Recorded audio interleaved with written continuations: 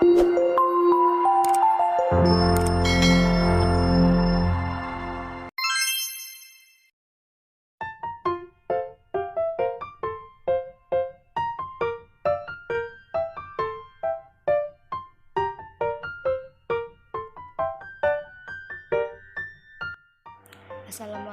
warahmatullahi wabarakatuh. Sebelum kita memulai pembelajaran pada hari ini, sebaiknya kita berdoa dulu ya. Berdoa dimulai. Rabbi zidni ilma warzuqni fahma.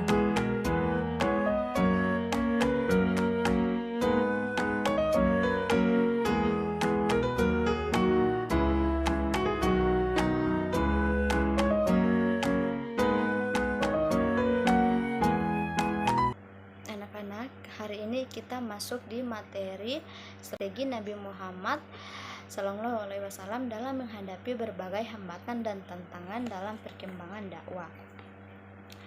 Nah, tujuan pembelajaran kita pada hari ini yaitu untuk mengetahui bagaimana strategi Nabi Muhammad ini dalam berbagai macam hambatan dan tantangan dalam dakwah Islam ini, dalam perkembangan Islam ini. Nah, manfaat yang kita dapat di pembelajaran pada materi ini yaitu menjadi pribadi yang bersikap tangguh, pantang menyerah dalam menyampaikan kebenaran dan kebaikan meski dihadapi dengan halangan dan cobaan berat sekalipun. Yang kedua itu bersedia untuk berkorban dalam berjuang, baik itu waktu, harta, tenaga, bahkan nyawa sekalipun, seperti yang dicontohkan Rasulullah SAW saat harus menghadapi kekafiran kaum Quraisy ini. Yang ketiga itu bersabar dan meneguhkan hati dalam menghadapi cobaan, tidak berkecil hati atas penolakan dan tidak pula menjadi pemarah. Keempat itu meminta pertolongan kepada Allah Subhanahu wa taala agar diteguhkan di jalan yang benar. Nah, sebelum kita masuk di materi, apakah ada yang masih ingat dengan materi kita yang kemarin, yaitu hambatan dan tantangan Nabi Muhammad dalam berdakwah di Madinah ini? Nah, mungkin adik-adik sudah lupa ya apa saja hambatan dan tantangan yang dihadapi Nabi Muhammad itu. Nah, di sini saya akan mengingatkan kembali materi kemarin yang sudah kita bahas. Yang pertama itu ada ancaman penghinaan serta siksaan terhadap Rasulullah. Nah, Rasulullah di sini disiksa sampai dilempari dengan batu dan kotoran. Nah, yang kedua itu ada penghinaan, ancaman serta siksaan terhadap para pengikut Rasul ini, yang dimana dirasakan oleh Bilal bin Rabah. Nah, Bilal ini disiksa oleh majikannya karena telah mengkhianatinya dan ditimpahkan batu besar di badan beliau. Abu Bakarlah yang menyelamatkannya dengan cara membelinya dengan harga yang sangat mahal. Nah, yang ketiga ini ada bujukan harta, kedudukan, dan wanita. Keempat itu ada membujuk Nabi dalam bertukar sesembahan. Nah, yang terakhir itu adalah membujuk dan memprovokasikan Abu Thalib. Nah, itu berbagai hambatan dan tantangan dakwah Nabi Muhammad. Nah, sekarang kita masuk di materi kita pada hari ini, yaitu strategi Nabi Muhammad dalam menghadapi berbagai hambatan dan tantangan ini. Seperti kita ketahui bersama, dalam dakwah Nabi Muhammad ini, Nabi Muhammad tidak mengalami kelancaran, akan tetapi ada hambatan serta tantangan yang dihadapi Nabi Muhammad. Nah, di sini kita akan membahas beberapa strategi yang dilakukan Nabi Muhammad dalam menghadapi berbagai hambatan dan tantangan ini. Nah, sebelum itu kita masuk dulu. Apa itu strategi dakwah?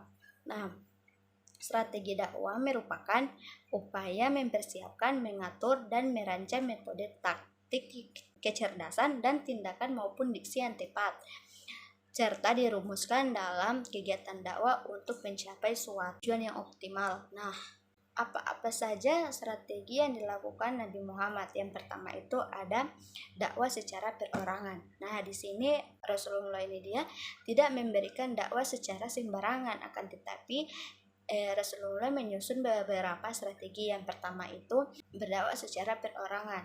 Nah, orang-orang yang dipanggil Rasulullah ini bakal menjadi cikal-bakal untuk membantu Rasulullah. Nah, yang kedua itu membentuk kader. Setelah Rasulullah ini berdakwah secara perorangan, maka terkumpulnya orang-orang ini. Nah, orang-orang yang sudah terkumpul ini maka akan menjadi suatu kader atau yang kita ketahui bersama itu organisasi. Nah, di sini tujuan terbentuknya kader ini atau orang-orang yang beriman pada permulaan dakwah diberikan pengajaran oleh Rasul tentang keislaman dengan tujuan mereka menjadi penyambung lidah dan turut membantu Rasulullah dalam perkembangan dakwah Islam ini. Nah, yang ketiga itu adalah menyembunyikan ibadah. Berbagai tekanan, ancaman dan siksaan yang dilakukan kaum musyrik Mekah terhadap Rasulullah ini dan kaum muslimin.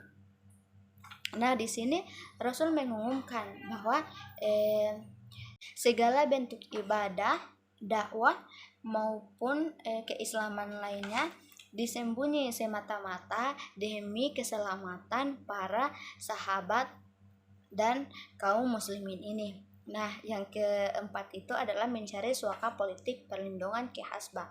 Nah, mengapa Rasulullah memilih tempat ini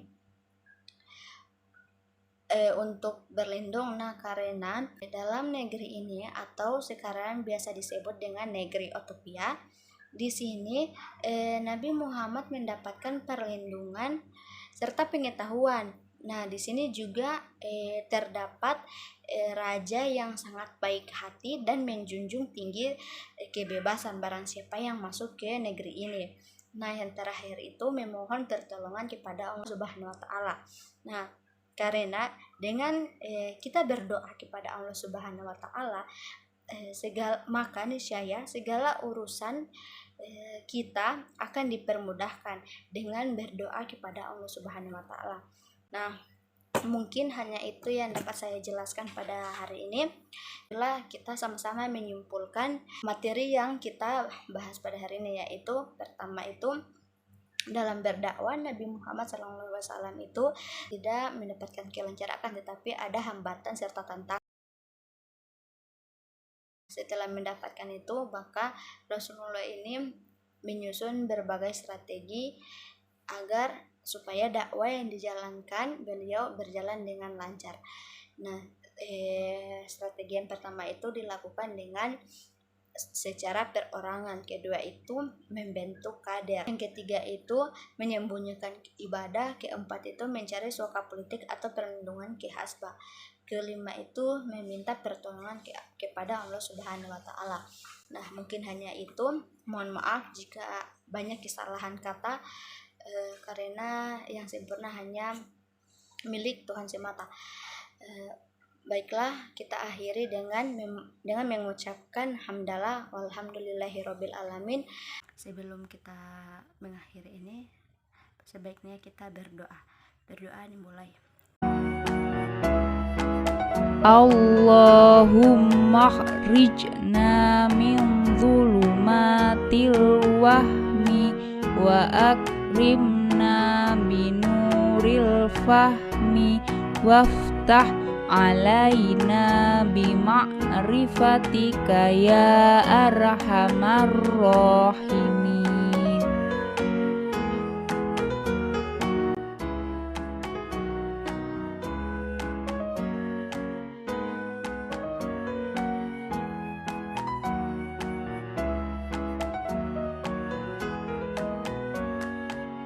Selesai.